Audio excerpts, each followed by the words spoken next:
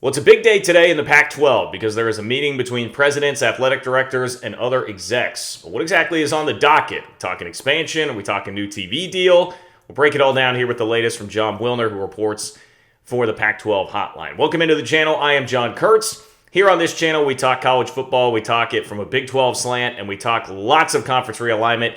Please consider subscribing if you have not, and make sure you click the bell as well so you know when I'm going live, which is twice a week, and you know when I drop content like this on you as well.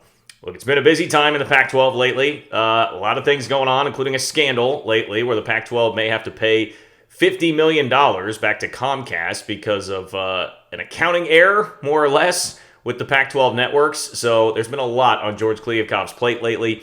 He still does not have a TV deal done, which has led to some concern about instability within the conference. And then, of course, there is the expansion question lingering out there as well. And if you missed the video from yesterday about San Diego State's case for the Pac-12, make sure to check that out, especially how they are trying to leverage the Big 12 against the Pac-12. But for now, there is a quarterly scheduled meeting. It was moved from March to late January by George Kliavkoff. And let me read to you from Jon Wilner again. For the Pac-12 Hotline, San Jose Mercury News, who is really the authority out there on the Pac-12. He says Pac-12 presidents, athletic directors, and conference executives will gather Monday at Arizona State for a quarterly meeting that is anything but routine. And this is why I felt the need to do this video. You know, I thought, all right, quarterly meeting, that makes sense. That does seem fairly routine. But even Jon Wilner is saying this is anything but routine because of all the circumstances going on right at this moment.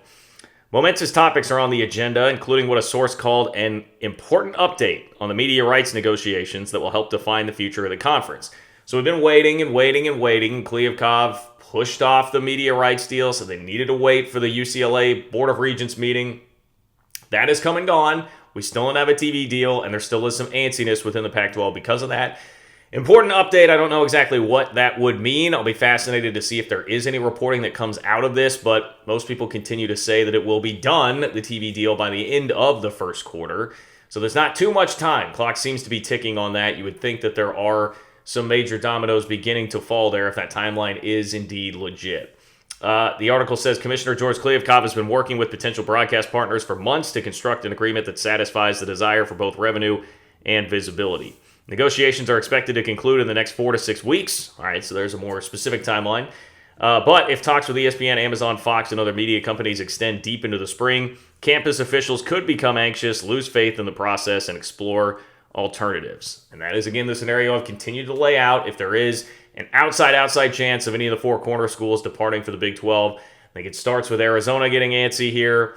They would be the easiest to pick off. And if you are continuing to move down the path of less exposure with an Amazon and potentially hurting basketball exposure for Arizona and just doing nothing here while everybody kind of waits and the Big 12 continues to make moves, that is the scenario where perhaps you can start to entice one of those schools. And even Wilner at this point has acknowledged that as an outside possibility, but a possibility, and saying, hey, you never know in conference realignment. Here's more from the article. It says it is not known whether the presidents will discuss expansion options at this meeting. At a formal level, that step won't take place until the schools agree to a media deal and sign a grant of rights agreement that binds their media revenue to the conference. Again, that is one of the keys. When will the Pac-12 actually get that grant of rights done? Because that is really what matters here. Trying to get Oregon and Washington to agree to some sort of grant of rights when they still have their eye on the Big Ten out there. Can you get them to sign away their rights for a long period of time? Kliavkoff is also expected to brief the presidents on the conference's financial outlook, the ongoing transformation of the NCAA Constitution, and matters involving the Pac-12 networks.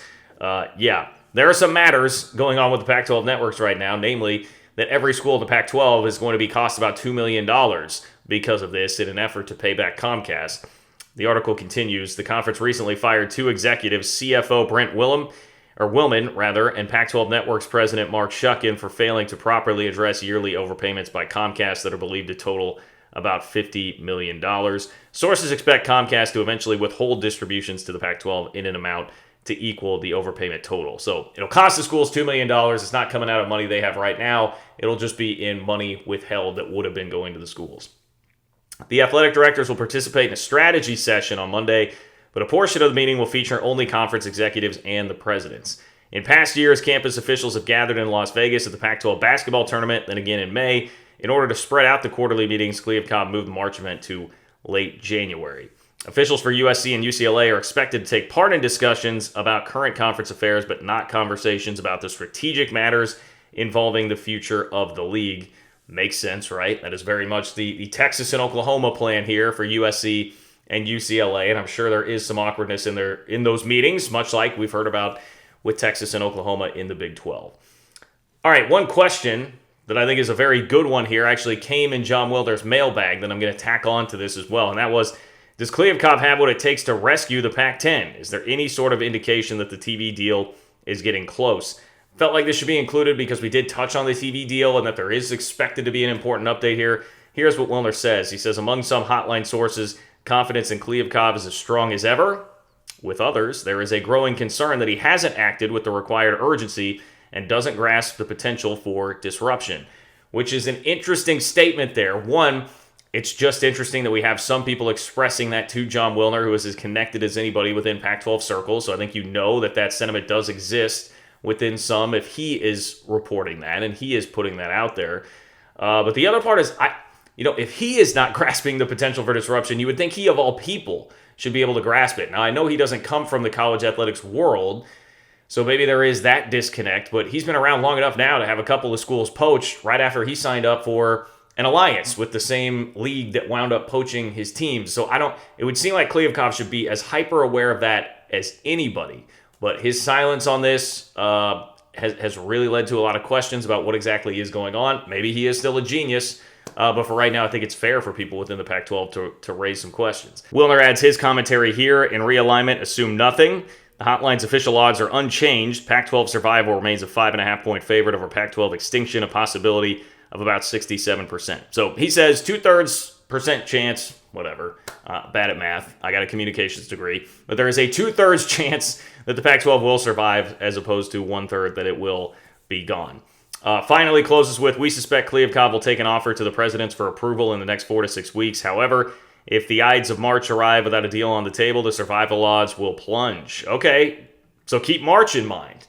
That's a heck of a statement there from Wilner as well. March, if it doesn't come by March, then those survival odds decline big time. So that's a tangible date in just over, well, I guess if we're talking the end of March, like 2 months, we got about 2 months here for the Pac-12 to get this done, or else they might be in serious trouble, even according to their most serious and credible allies here, with Jon Wilner leading the charge on that. So interesting update about the Pac-12. Of course, we'll keep tabs on everything that's going on. We'll see if there are any reports that come out of that. I plan on going live tonight, so make sure to tune in to that. I've been having some technical difficulties, so it may look a little bit different than it has in the past, but we'll try and make something happen tonight.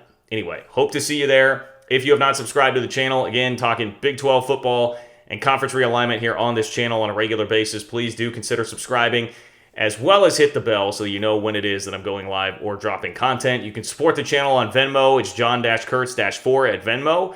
And you can follow me on Twitter at JLKurtz. Appreciate you guys. Take care, and I will talk to you soon.